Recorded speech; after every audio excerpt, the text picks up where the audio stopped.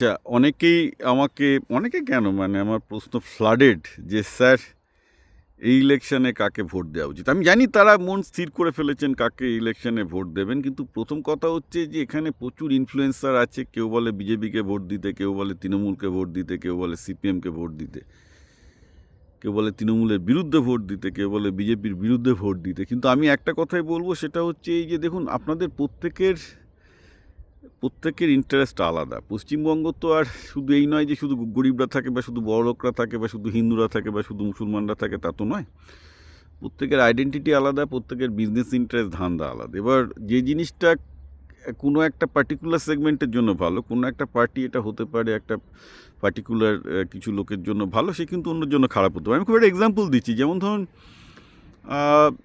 পশ্চিমবঙ্গের শিক্ষিত বেকাররা, যারা একমাত্র লক্ষ্য হচ্ছে স্কুলে বা প্রাইমারি স্কুলে একটা চাকরি পাওয়া, মানে হাই স্কুলে বা প্রাইমারি স্কুলে চাকরি পাওয়া, এই একটা সেকশন পশ্চিমবঙ্গে আছে। সংখ্যাটা 3-4% বেশি হবে শিক্ষিত বেকারদের মধ্যে। এদের জন্য ডেফিনেটলি বাম ফান্ড ভালো, কারণ বাম ফান্ড আসলে ওই সেকশনটাকে প্রথম ক্যাটার করবে। কিন্তু বাম ফান্ড যেহেতু ক্ষমতায় আসবে না, তারা হয়তো বিজেপিকে ভোট দেবে। ওর প্রশ্ন উঠবে যে বিজেপি ত্রিপুরায় যা করেছে কী করবে, কিন্তু আমি ওর মধ্যে যাচ্ছি না। কিন্তু ডেফিনেটলি কোনো সন্দেহ নেই, পশ্চিমবঙ্গের শিক্ষিত বেকার যারা স্কুলের চাকরি, প্রাইমারি স্কুলের চাকরি খুঁজছে, সরকারি চাকরি খুঁজছে, সিপিএম আসলে অন্তত তারা এটা করেছে যে তাদের আমলে মানে অন্তত চাকরির ক্ষেত্রে যবে থেকে এসএসসি চালু করেছে, একটা দুর্নীতিমুক্ত একটা সিস্টেম তারা চালু করেছিল। কিন্তু এগেন সেটা হচ্ছে কিন্তু কিছু শিক্ষিত বেকার যুবকের জন্য, সেটা হয়তো খুব 2-3-4% ম্যাক্সিমাম। এবার যেমন রাস্তায় যে ঠেলাগুড়ি নিয়ে যাকে খেতে হয়, যে চপ ভাজে, যে মিষ্টির দোকান আছে, চপ ভাজে, সিঙ্গাড়া ভাজে, রাস্তার ভেন্ডার, সবজি, এদের জন্য কে ভালো? যে প্রতিদিনের লেবার করে যাদের খেতে হয়, ছোটো বিজনেস করে যারা খাচ্ছে, অবভিয়াসলি আমি বলবো এদের জন্য তৃণমূল ভালো। কারণটা হচ্ছে কি, কারণ সিপিএম আসলেই আবার সেই মানে কি বলবো, মানে সিপিএমের রেকর্ড হচ্ছে অন অ্যাভারেজ 34 বছরে বোধহয় 17.5, কখনো 27, মানে ভ্যারি করেছে, 15 থেকে 30 দিন মানে বন্ধ রেখেছে।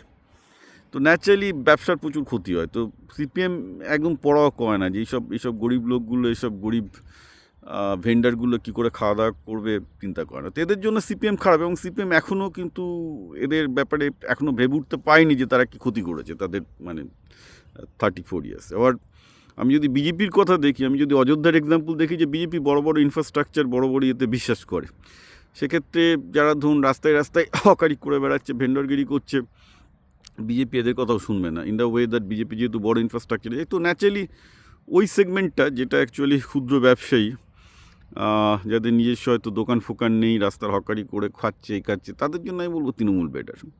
হ্যাঁ, তাদের জন্য ডেফিনেটলি সিপিএম ডিজাস্টার। আর বিজেপি ডিজাস্টার বলবো না, কিন্তু মুশকিল হচ্ছে যে বিজেপি যখন চাইবে এদেরকে যে কোনো জায়গা থেকে, ফুটপাথ থেকে হোক বা যেখানে তারা বিক্রি করছে যেহেতুগুলো অস্থায়ী চুপড়ি, তুলে দিতে পারে। বিকজ বিজেপি আসলে তার ইনফ্রাস্ট্রাকচারের ওপর অনেক বেশি ইনভেস্ট করবে, রাইট? এবার ধরুন কৃষকদের কথা ভাবি, যে চাষিদের জন্য, পশ্চিমবঙ্গের চাষিদের জন্য এই যে এরা আলুর দাম পাচ্ছেন, এদের জন্য কোন রাজনৈতিক পার্টি ভালো হবে? আমি বলবো কোনো পার্টি ভালো হবে না, কারণ পশ্চিমবঙ্গের চাষিদের যে প্রবলেমটা আছে সেটা সাংঘাতিক। পাটের জন্য জল পাচ্ছে না, সাস্টেনেবিলিটির প্রবলেমটা বিশাল।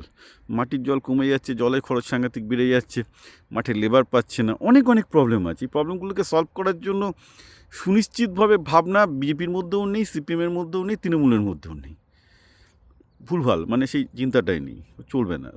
আমি বলবো পশ্চিমবঙ্গের চাষিরা হচ্ছে সবচেয়ে বঞ্চিত শ্রেণী। তাদের মানে তারা ইচ্ছা করলে তাদের নোটাতে ভোট দেওয়া উচিত, তাদের জন্য কেউ নেই।